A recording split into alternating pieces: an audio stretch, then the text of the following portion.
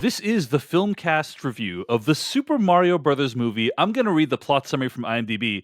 The story of the Super Mario Brothers on their journey through the Mushroom Kingdom. End quote. That's the IMDb description of the Super Mario Brothers movie. It's Mario. What else do you need? Come on. Can I say something right away? Real quick. Just real quick. Sure. Go ahead, Jeff. I wasn't planning to say this, but you know what? I'm going to. One of my biggest pet peeves. We haven't even introduced our guest, but that's okay. Yeah, you're one of my biggest pet peeves is Super Mario Bros. Period. Yeah, I hate it. Yeah. I hate it. It's like saying, did you go to the DER? You know? No, I went to the doctor. It's an abbreviation. Wow.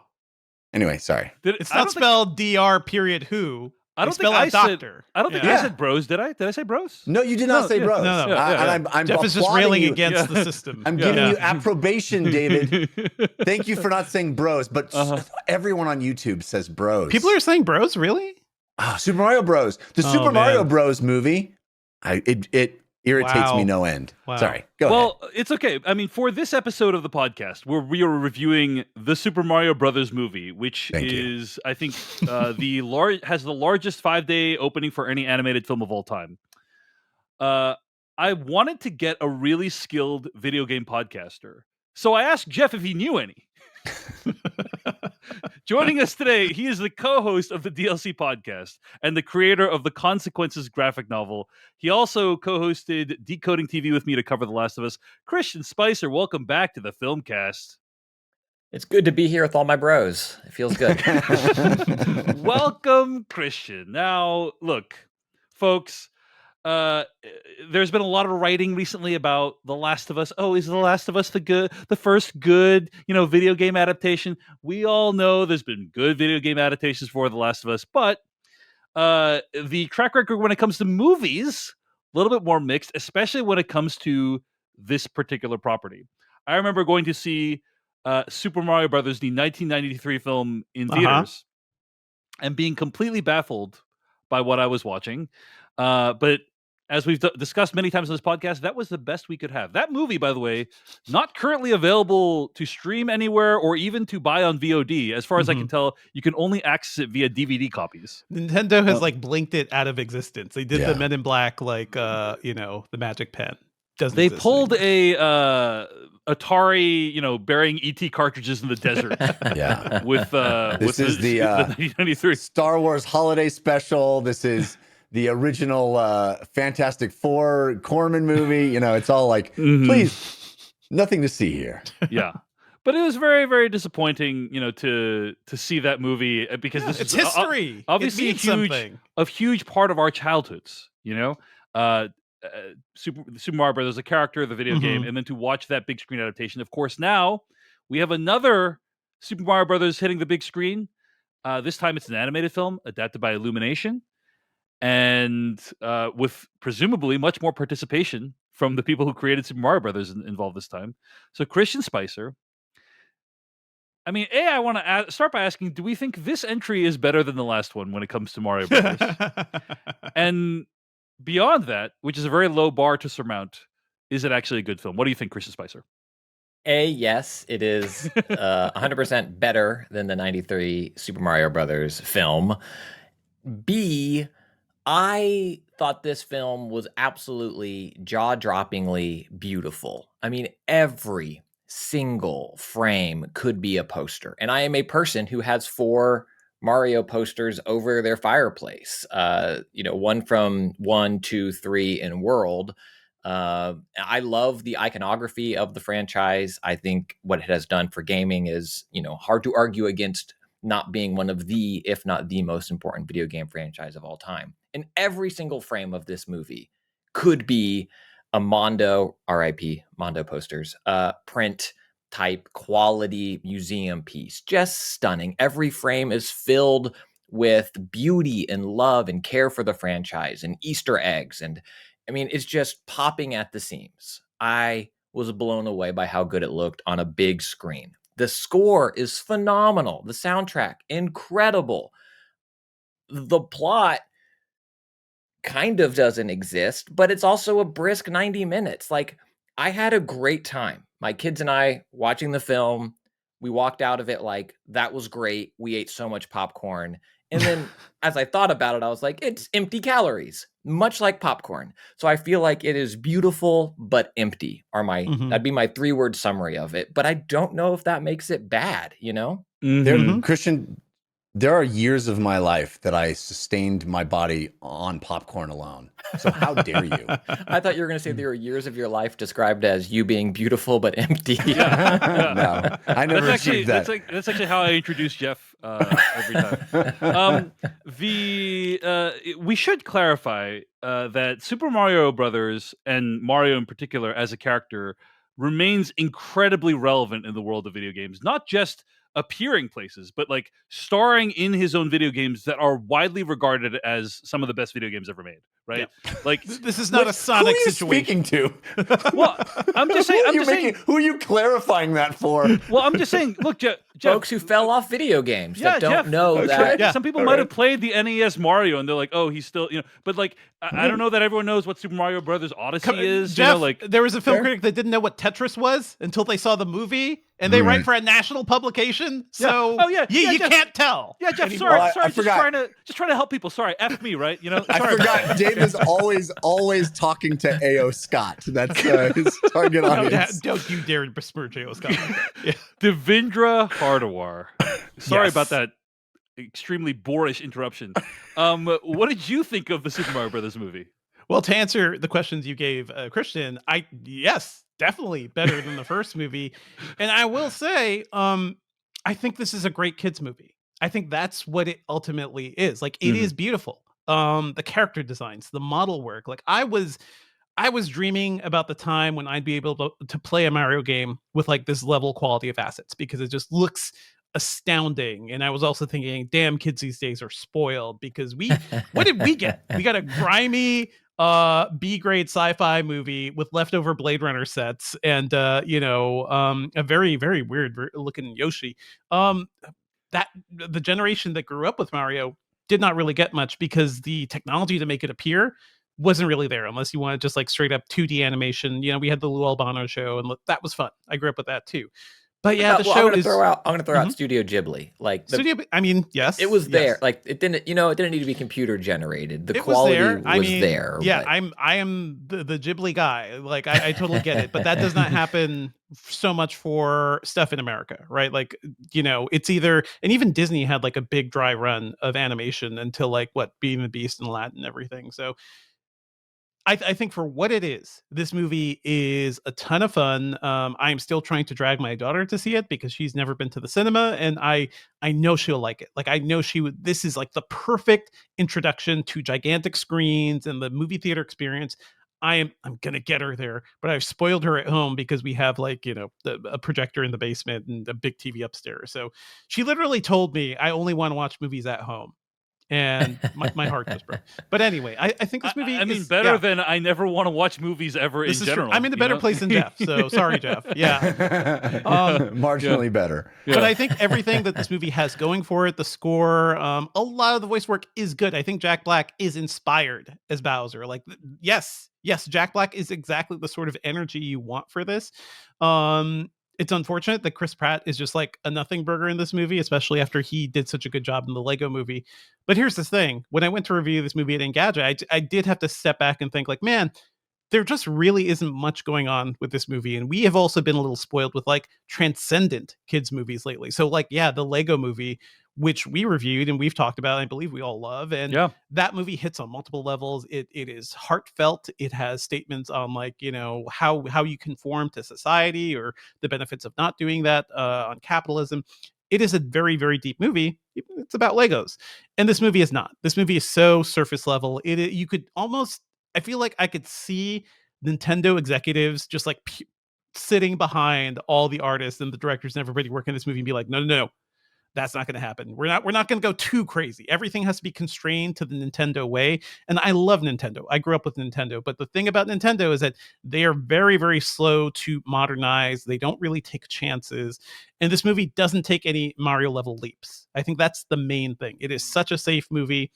And I enjoyed it for that. But it could be more. I'm hoping Nintendo at some point like feels a little braver to let artists like have maybe a little more leeway with their properties. I'm sure they were afraid of like a repeat of the first movie, so I can understand why. But there's going to be a sequel. I hope Nintendo relaxes a bit because Jack Black could have gone harder. You know, there is a sequence in this movie where I'm like, you could have more fun with this. You could go full on Fury Road in some parts of this movie, and even Moana did that. You know, so I feel like creatively this movie is really constrained, but for what it is, I enjoyed it. I just want to jump in real quick and say I think Nintendo as a company is pretty brave. I think in this movie it's very safe, and I think probably reacting to 93. But Legend of Zelda Breath of the Wild is a very creative and brave game for what that franchise was. I think Mario Odyssey, which we talked about, you know, they've pushed boundaries with a lot of their games. Kirby, every iteration is something new and zany. The DS, the 3DS, like the Wii. I think Nintendo pushes boundaries oftentimes in games, but I agree, Devindra, that in adaptations, it's usually kind of what you expect. And I think it makes sense now coming from where they were. I mean, there was also a god-awful Legend of Zelda CDI cartoon, and they haven't touched that franchise since in terms of adaptation. So I think they're risk averse there. It's Nintendo knows games. Totally get that, Christian. Like they do take risks and chances, but when it comes to like, hey, online gaming, dragging their feet into that, like anything new, anything different and modern, like Nintendo takes the slow and steady road, and I admire that some of the times, you know. Yeah, it is interesting that they've had basically two adaptations or two kind of things that are widely regarded as like the Super Mario Brothers and then the Zelda CDI game, which were like widely regarded as really terrible things. Now Zelda, I don't think we've seen any attempts at a Zelda remake recently, right? Or a Zelda adaptation anytime recently. I mean, something's going to happen. Biggest 5-day opening ever says we probably will now. Yeah, indeed. It's just money on the table. Metaphorically, just money on the table. Jeff Kanata, your thoughts on Super Mario Brothers? I guess you could say my thoughts on the Super Mario Bros. Movie is best summed up in the form of a limerick. In reviews, I'm an honest broker. I try not to be a provoker. The film did what it should, but does that mean it's good? Perhaps it's a me, mediocre. Wow. That's really well done. Okay. Okay, I mean that is brilliant rhyming. Yes. Well played. Broker with mediocre. That's pretty amazing, Jeff. I have to say. Okay, thank you. That's like really well done. Also, Jeff, while you were saying Super Mario Bros, it occurred to me maybe Super Mario Bros is a sentence and then movie is a separate sentence. You ever think about that? Because it has a period. It's a period. Super Mario. It's not Super Mario Bros. Period. Period. Movie. Should be a question mark. So maybe it's not quite as objectionable as you think. Maybe it's not an abbreviation. You know, the only way I'll accept that, David, is if movie has an exclamation point after it. Yeah, exactly. All right. So here's the thing. I agree with a lot of what Christian and Devindra have said so far. I went to see this with my son. We had the apparel. He had a Mario. I had a Luigi. Nice.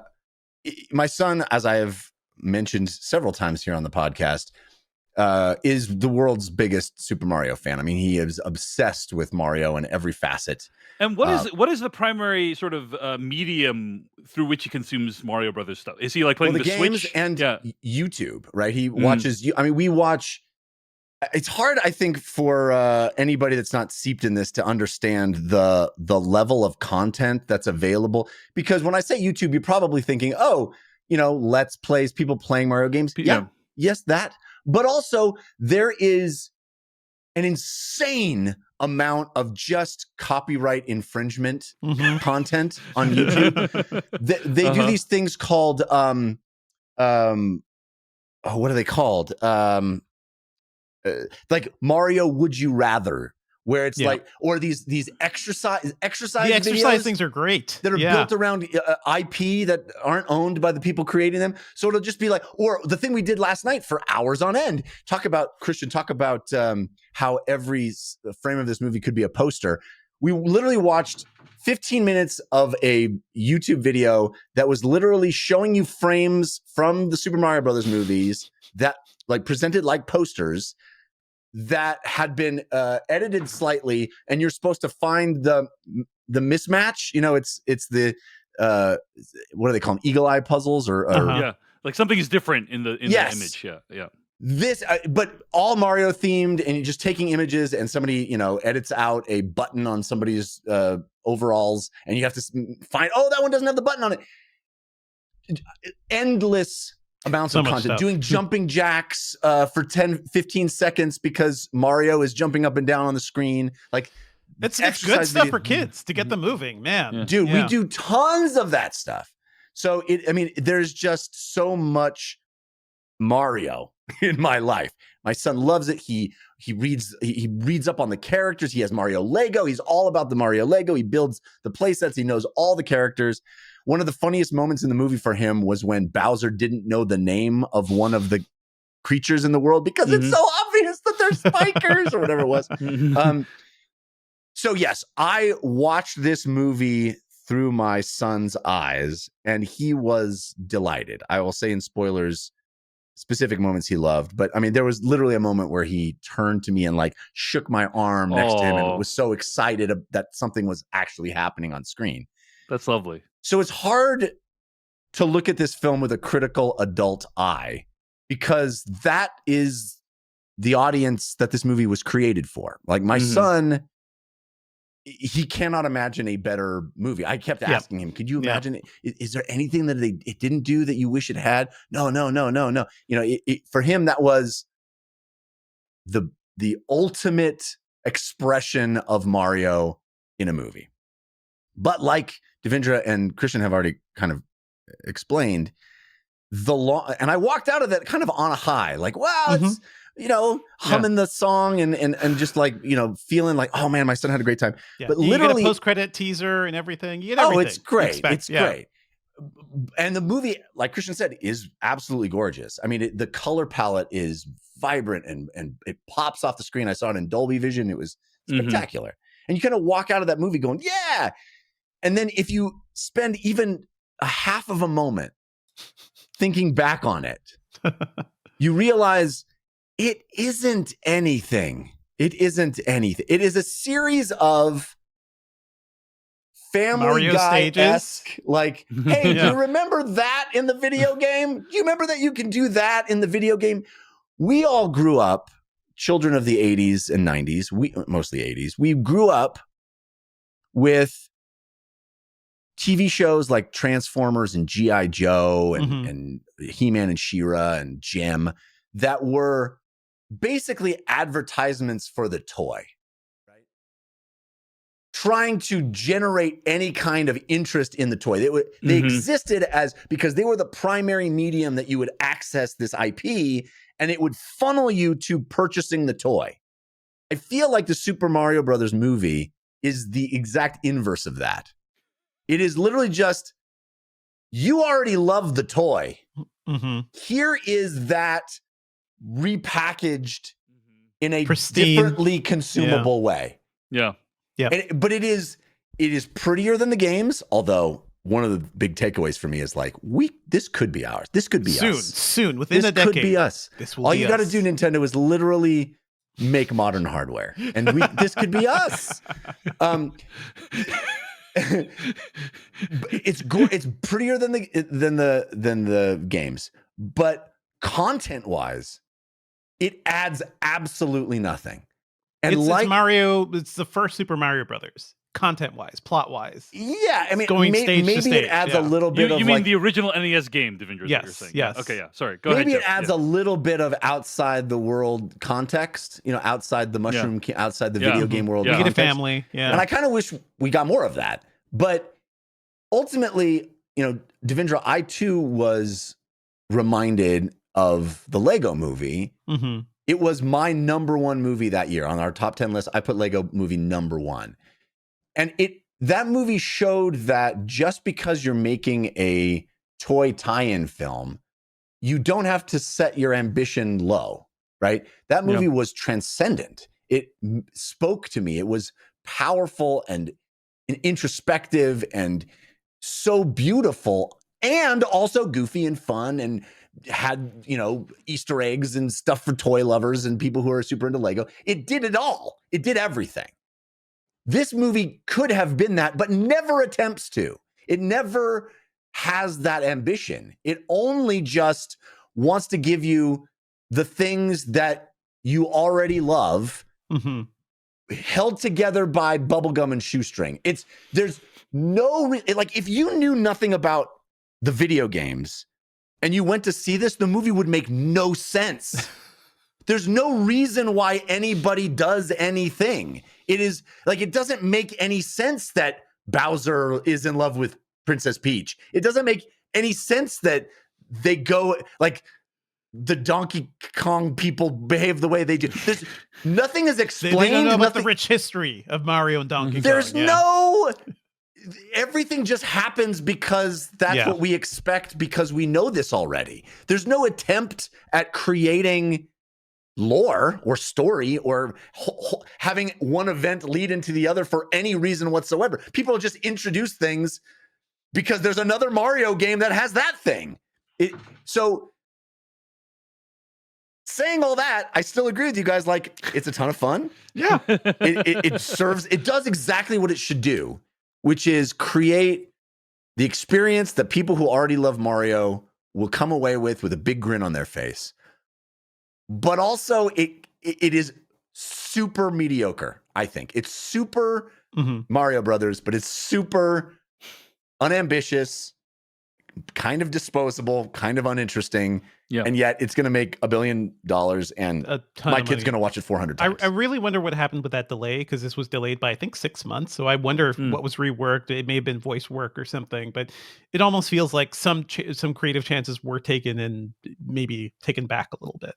Yeah, I'd argue it does what it needs to do, not what it should have done. Yes. Or what it could have done. Yeah. Yeah. I think even, in my opinion, the worst Lego theatrical movie, Lego Ninjago, does more. It takes more chances with some of the characters. I think it's Kumail who plays Jay. Is it Jay? But like that, there's like the social pressures of high school and like, what does it mean to fit in? And you're with an alpha who's not an alpha. Like, anyway, by far, I think the worst Lego theatrical, but takes risks and chances from what that franchise was as an animated show also. Whereas, Mario is Mario Paint by the numbers. Depressing day when you can say, you, sir, are no Lego Ninjago. But that's what just happened here. And we should point out Super Mario Brothers had a $377 million worldwide opening, which is a lot of money. Also, Illumination, they like keep their costs down. Like, they're delivering movies at around $100 million compared to 150 or 180 for Pixar movies. And their movies often make more money. So what is depressing to me, I basically agree with everything you guys have said. Like, I have very little to add. So I'll say a couple things and then we'll go to the spoilers. But I mean, what's depressing to me about this whole situation is the level of success validates the approach to this movie, which is taking no chances whatsoever. Yes, right. But don't you think, David? You just brought it up as an Illumination joint, which it certainly is. But wouldn't you say? I would say that is how you describe all Illumination movies. Like, the level of success, certainly, it justifies their sort of, every Despicable Me, every Minions, all of those movies to me are just the lowest common denominator. Like, they entertain in the moment, maybe, but they're not well made. They're not good. They don't stand the test of time. They're not classics. I think that's kind of it's a course for Illumination. It's a standard Illumination movie with Mario IP thrown in the mix to like help with marketing and promote it, basically, right? And that's a bummer. Everything you guys have said is correct. Like, it could have been better than it was. It could have taken more chances. It is right down the middle. There is nothing in here that could possibly be offensive to anyone, except for the fact that Bowser is kind of an incel, or as somebody wrote in the comments of my Letterboxd review, an in-shell. But anyway. Same as it ever was. For Bowser. But I think really this movie can be best summed up as via its title. the Super Mario Brothers movie, or the Super Mario Bros. Movie, however you want to say it. Which is to say, there's no creativity even in the title. It's just literally the title of the game and the word movie appended to it. This is the movie version of the thing you already knew. There's no, we're not attempting to tell any new story of any kind, right? When I have to write titles for reviews and stuff, you got to go through like SEO checks, and like the SEO check is title plus review, maybe opinion. And this is the fully SEO approved, fully SEO title. Yes, exactly. It's gonna hit all the demographics. People know exactly what it is. 100%. Not playing any tricks with people. One thing I will say, I can understand why people don't like this movie. I think some critics, it feels like they've lost their minds because I've seen bad kids movies, guys. I've seen so many bad kids movies. Like I get it. We all want movies to try, and we all, especially kids movies, we always want them to like try a little harder, do a little more. I think this is perfectly satisfying for kids, and I'm okay with that. I have seen things. I have seen the Smurfs movie. I have seen Space Jam 2 movies. You can't give it extra points for not being as horrible as other horrible things. I'm not giving it extra points. I am just saying. Yeah, Devindra is saying. So this movie has a 56% Rotten Tomatoes, and there's been a lot of negativity directed at the movie towards from critics. And I think Devindra is saying, "Hey, look, the movie's not great, but like the amount of negativity feels a little disproportional, given that it is perfectly fine. Like it's not. I think bad. That's just all I'm saying. That's a fair thing to say. I just think it's hard to have something sitting there like the Lego Movie and even Lego Movie Part 2. Yeah, that recognizes that, hey, we're making a kids movie about a product that has been around for generations, and so it can appeal and speak to multiple generations. This movie doesn't care about that. It's like either you like watching Mario jump or you don't. We don't care. I think that's the problem, is that we've seen this done, this exact thing, which is taking an IP that shouldn't really work as a movie, but doing it with charm and grace and introspection and all that stuff. Wreck-It Ralph does it better. I agree. Like, talk about putting IPs together, like both 1 and 2, Wreck-It Ralph. So we have seen this done better many times. Yeah. Interesting to also reflect on like how companies have taken different approaches to video game adaptations. Other ones that have happened recently: Uncharted, Mortal Kombat, and Detective Pikachu. Right, those are just like other video game movies that are in the mix with varying approaches and varying levels of success. But this one, right down the middle, it's a massive success. We're probably going to get way more of them. But let's get to spoilers. Let's talk about some stuff, some details in the Super Mario Bros. Movie. Jeff, you mentioned that there were some specific moments that your son really reacted strongly to. What are some of those moments? I mean, the moment where he was jumping up and down in his seat and he turned to me and he goes, "Daddy, it's Rainbow Road time." Oh. I mean, the moment where I can't remember the name of the character, but the character says, "We're gonna need carts," or something to that effect. Was it Cranky Kong? Yeah, Cranky Kong. That's who it is. And my son was over the moon. Like, we're about to get into carts. We're about to race on Rainbow Road. He had the biggest grin on his face, jumping up and down with his little Mario hat on in the theater. It was joyous, and that's why it feels so bad to criticize this movie. Is because like it does the thing it's supposed to do. I just wish the bar was higher, because it could do all that and do more. Yeah, the creation of the carts, that whole sequence where one of the apes is just like putting in the little dials that you do for Mario Kart, everything. That's fun. That's actually a fun way to like show that off, and all the kids would understand that. But then you just get straight to Rainbow Road, right? We don't earn Rainbow Road. Right. We get right to it. I 100% agree. You don't even earn carts. There's no reason why they should be using carts. Like, it's just to me, that is the perfect example of what I'm talking about, where the movie just goes, "You like this?" Yeah. We're going to back to the Mushroom Kingdom. We'll take the shortcut. Peach, Mario, play a round of tennis. Go. I totally expected that to happen. I expected them to be some sort of thing where they would say like, "Mario, you can do anything. You can play tennis or soccer," or like I expected there to be all kinds of references like that. Yeah. But another example of it is how we even get pulled into the Mushroom Kingdom. There's been a million movies where somebody falls down the rabbit hole, right? And we don't necessarily, and even in Alice in Wonderland, we don't have an explanation of why the rabbit hole is there. But this movie, She fell asleep, Jeff. It's been settled. But there's no.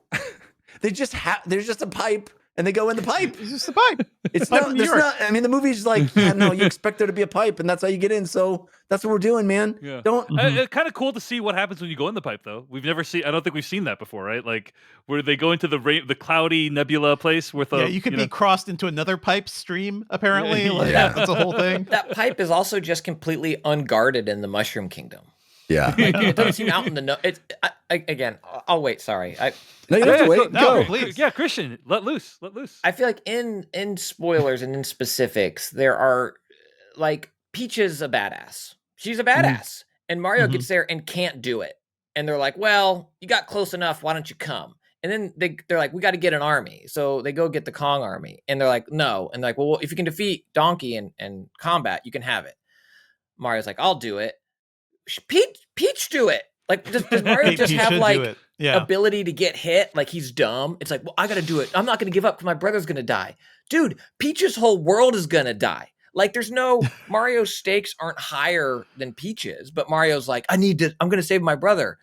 Cut to worlds are being destroyed. Like it's just empty. Bowser wants to kill worlds because he loves Peach. He wants to either marry or destroy the world. Or like destroy either or. Peach. You know. And like I just don't I didn't get, and like the carts, I didn't get like, we're gonna take a shortcut. It's a carts. Well, okay, cool. Kongs have carts. Cool. What a cool in-universe thing that like the Kongs made the carts. But no, Bowser has carts too. Like better carts and different carts. Yeah. And even the mechanics like really trip me up. Like I've been playing Mario since I was 5 years old. It was a definitive moment when I saw the first Mario Brothers at my cousin's house. Like that was my first bit of tech, my first bit of like true fandom in anything. And here is seeing them explain Mario actually getting bigger in this movie when he eats a mushroom is just like, how does that work? Is Peach constantly getting bigger? Because she's always bigger than anyone him. can use them apparently, but no one does. There's like a field of them. Yeah. And anyone The only moral lesson that Mario learns in this movie is mushrooms are good for you. And you should also, probably isn't it weird? Isn't it weird that the mushrooms look like the people in the Mushroom Kingdom? Like, wouldn't it be weird if you're eating things that look like the You're eating their people of children. the place? Yeah. I don't know. I always make my eggs and bacon into a little happy face. Do you think Toad? Here's the big question that the internet has tried to answer: Is Toad's like mushroom cap?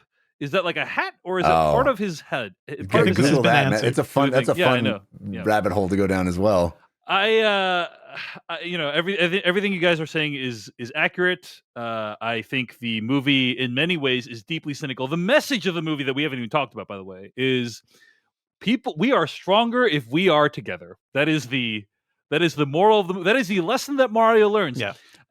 Not a particularly hard lesson because he's just been physically separated from Luigi the entire time. Well, and also he says that at the beginning of the movie. He already believes it. There's no learning of it.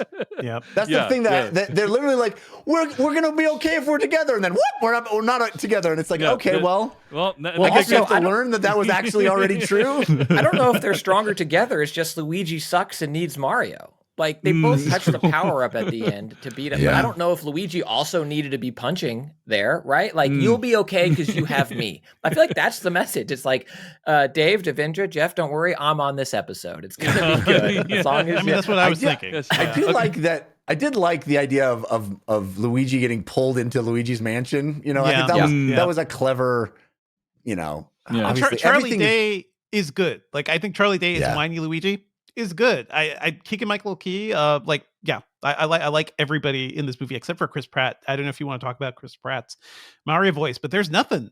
There's just nothing there. Weird. I ended up not really minding it. Although I will say, Jeff Kanata, the most pro Chris Pratt person on the podcast. I am pro Chris Pratt. It's true. I don't know what it is. I just can't be mad at him. He's adorable. He's like it's like you and Tom Cruise. I don't know what it is. I just can't be mad at him. I will say though, and I probably shouldn't. We but each have our guy, our indefensible guy that we defend, Jeff. Go ahead. yeah, I don't defend him. I just Michael can't not Jackson like made him. some hits, okay? He Mhm. made Mm. some Wow. hits. Okay. All right, Jeff, go ahead. Finish what you're So saying. this is the thing I probably shouldn't say, but I can't not say it. There's a scene in this movie around a dinner table that I feel like if there was literally any other ethnicity in the world, literally any other, the movie would be canceled. You know, Really? Like because of the way the characters are talking? Is that what you're It saying? is. It's like Italian stereotypes. I'm not actually offended by it, but it's like this is the kind of thing that we as a culture have decided is not okay anymore, and yet sure. this movie thinks it's okay for a very specific group of people, of which This I'm a entire member. franchise is built around this one like very problematic Italian reference. So it's like you gotta either lean into it or you pretend it doesn't exist. I guess. Well, I think they yeah. do a fairly Yeah. clever job of it, right? Because they have Mario and Luigi in the commercial speaking like super exaggerated accents, and then they're detached. They're like, "Do you think we went too overboard on the accent?" You know, like Yeah. that Well, is a but fairly clever way of implementing The it. family, the way the family behaves and their opinions and the way they eat pasta, and it's like all of it. I just ask you to imagine literally any other ethnic group transposing the Yes. stereotypes of that group into that scene. Yeah. And This just is how it we've would had to go over in see America media. today. This Yeah. is how we've had to see media about other cultures shown forever for the past several decades. I So it's don't like, you know, disagree. Are I you don't familiar disagree. with what's good for the goose is good for the gander, Jeff? Well, that's not. Yeah, well, I guess I'm the the Italians gander. gave us Christopher Columbus, and this is how it is. Okay, this is mean- the punishment. Well, the idea though that like I don't know. You know, I agree. We're being facetious. I cannot defend it. I cannot Yeah, defend it. and- Okay. It's not like my grandfather wasn't completely discriminated against when he got to this It's country. true. It's not like true. it's not like we were here on the freaking Mayflower. You know, my grandfather literally refused to teach Italian to my dad Mhm. because of how much discrimination he was getting at his workplace. Yeah. Like, yeah. It's not. We're not that far removed from this group. This group also Yeah. having some horrible stuff happen.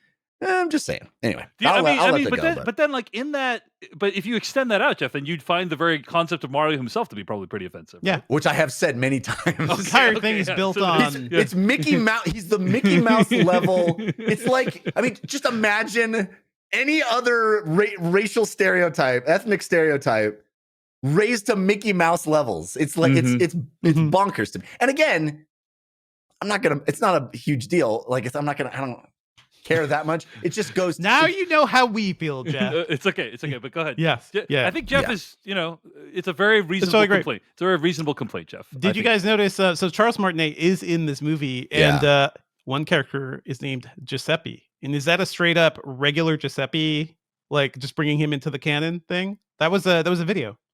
They're the Super Mario Brothers and regular Giuseppe. It's the same. Go look it up. Look it up. It's like an old I'm not aware of maybe that. college humor or something. I'm sure my son knows it. It's really funny. Let's talk briefly about the voice acting a little bit more. Devindra, you asked the question. I saw this article in The Guardian called "Voicing Concerns: Are Big Name Actors Ruining Animated Movies?" Yep. The Super Mario Brothers starry cast is the latest in an increasing trend of picking the wrong kind of voice actors. End quote. I thought the voice acting was largely fine. I didn't think I it was agree. great in Mhm. general. I didn't think it was particularly bad. I thought Chris Pratt was not very good, in my opinion. He's the low point of the voice cast, but Jeff and I will disagree on that. What is a bummer to me is a movie like this used to be a showcase for your best voice actors, whoever they are. Yeah. And John they're- DiMaggio is in this movie playing Uncle Arthur, who has maybe 5 lines. Right, you have There's- like a John DiMaggio and Yeah. a Phil Lamar and like all these Yeah. people in this movie that are like not well known to a lot of people. And the thing that's a bummer is this movie was gonna do well no matter. Like I don't think people saw this movie because Jack Black is in the movie. You know what I'm saying? Like, But that's been yeah. the case for many years. Yeah, Ever since true. Aladdin. Aladdin did it, right? Robin Williams, love the guy, love the performance, but that was the watershed moment where now it has to be I'd say recognizable. Shrek. I'd say Shrek too. Like Shrek Well, was I think full Shrek cast. only happened because of Aladdin. Yeah, but also it's that was built just on, one yeah. guy. You know, you don't know who played. You probably can't name who played Aladdin in Aladdin. That's what I'm saying, It's is like- that yeah. they put a recognizable star that everyone loves in one role in that movie, Mhm. and then it became, oh my gosh, look what we can do. Why can't we just do this with every role, basically? And they did. Yeah. And this is something I've been harping on for many, many years. Yeah. I think both things can be true. Yeah. It can be great, excellent voice performances from big stars, and it can also be the ruin of animation, because Mhm. even when the performance is great and these are great actors and maybe even the best actor you could get in that part, there is never a time as an adult who's familiar with these actors where I lose sight of the fact that I'm listening to that actor do that performance. Yeah. I always have the picture of that actor in my head. Yeah. And that's, I think, a detriment to animation. 100% agreed. 100% agreed with everything you just said. That's There like, are Christian, some- Christian, I'm curious, like what you thought of the voice acting in the movie. Well, I think to Jeff's point, I think they also want you to have that for better or worse. Like Yeah. this movie didn't come out with an unadvertised voice cast. At the Yeah. end, you're like, oh my gosh, Charlie Day. Wow. Like it was Right. literally Yeah. image, marriage. Yeah. Putting But did them it work together. for you? Did it work for you? Mhm. I agree with Jeff in that it was hard for me not to hear the actors doing the voices, and that kind of kept me out of it. I think we've fallen into this, though, outside of just film. You know, there used to be, and there still are some, but there used to be models who were on the covers of magazines. Now it's famous people who look fit for the cover of a magazine. You know, it is influencer at large, right? Like everything is a person who's a thing from the thing that you know, doing the thing that you now know, put on the new thing that we want you to know about.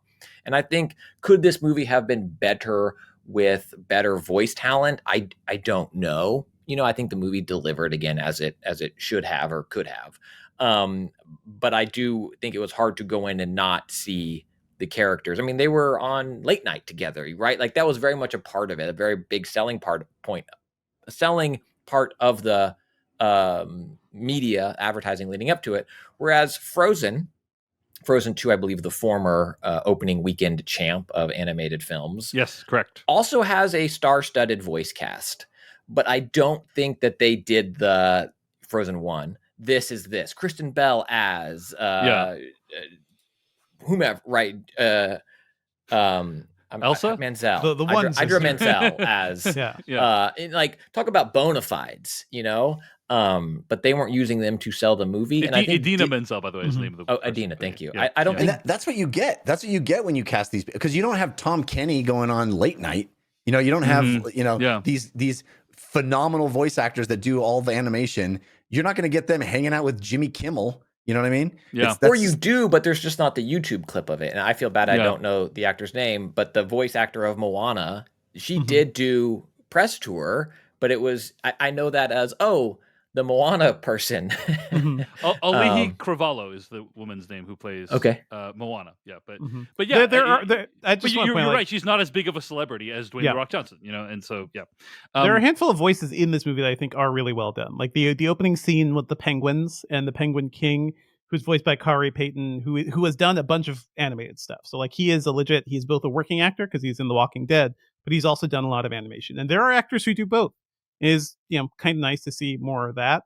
I think we need to talk about the music cues in this movie, because I feel like that's another failure where at some point they put in temp tracks, like in the opening sequence, like, throw in the Kill Bill thing that we all know. Oh. And you just keep it in there. that was brutal. I agree. Yeah. That was Or the brutal. Bonnie Tyler. This is where towards we've the gotten end. to, is that movies are using songs to reference other movies. Yeah.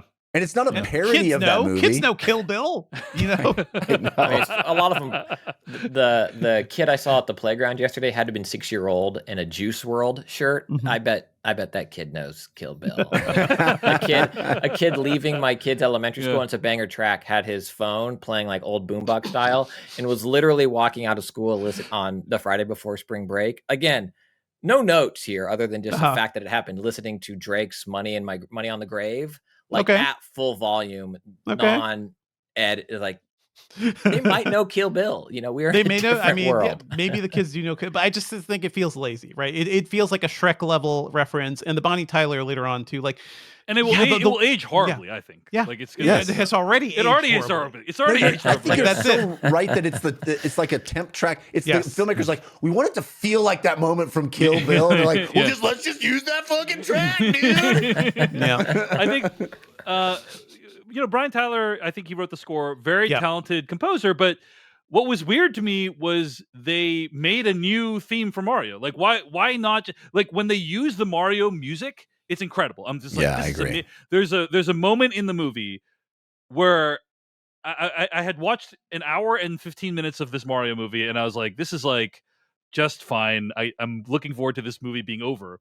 And then there's this massive action scene that literally lasts for less than 90 seconds. Okay. Yeah. And you hear the old Mario music, it's orchestrated. It's like, this is amazing. Like, it activated this kind of part of my heart that is like in the back corner that hasn't been Long active dormant. for like 3 decades. And it Dave's was just like, Ratatouille moment. it's my Ratatouille moment where it's just a beautiful, like the music is beautiful and you're watching Mario do all these cool things and it's like da da da da da da, and it's like, oh, this is so good, and then it's over, and I'm like, why didn't they use the music more, or like base the score around the original Mario theme? I'm really it curious. is like there are other Mario There are themes and there Donkey are Kong references to the themes like motifs. in the there score. are references Yeah. to the motifs, but it's like Mhm. it's fundamentally, I believe they have a Yeah. new theme for Mario, and it's Mhm. it's not as good as the theme that everyone knows. So I don't know why they did it that way. But Yeah. anyway, but the other thing I wanted to say was I went to a 12:20 p.m. screening of this movie at a Dolby Cinema on a Wednesday. So, and the theater was completely packed. Yeah. Wow. It was completely full. Bringing kids out of school to see Mario. Yeah, I was like, "What is? Are kids Well, not it's in spring school break, during right? this time?" It's spring break week. I guess so, yeah. maybe. But it was really amazing to hear like all the kids react in a really vocal way to what was going on screen. Because what struck me about this is a character who obviously was very beloved to my youth. Like, I played so many Mario games, many times. Super Mario's 1, 2, 3, like all the for NES and all the other stuff, and that this character has endured like through many decades and is still beloved by children today, and that's really special. It's rare for something like that to happen, where someone is just as beloved 3 decades ago as they are today, and I really felt that achievement when I was watching the movie. So anyway. Was your theater like, there were like kids like vocal? Because I was Yeah. shocked. Like, my Yeah. theater was also full, and my 2 kids were with me, and it was almost silent. Like, there Mm. wasn't Hmm. laughs, like Yeah. the jokes, the moments, the things, like, and everybody, you could see all the kids were excited coming out, and kids were jumping up and down, and clearly they loved it. But I was surprised, like, during the film, there weren't moments of like hearing them. I thought for sure I'd hear some kid, as Jeff mentioned, yell like "Rainbow Road," just like exude, and it Yeah, it no, was I a quiet got that. I got that. I will got say, that too. I Yeah. will say, in a Dolby theater, it's harder to hear because it's so freaking loud in those things. But yeah, so I was at like and- a half full screening at noon on a Wednesday as well, Yeah. and still the kids were loving it. So Yeah. Oh, yeah. clearly it's working. It was Maybe pretty it's just wild. jaded LA kids Yeah, are like, they've huh, seen it. Lego Yeah. movie was better. My dad worked on this.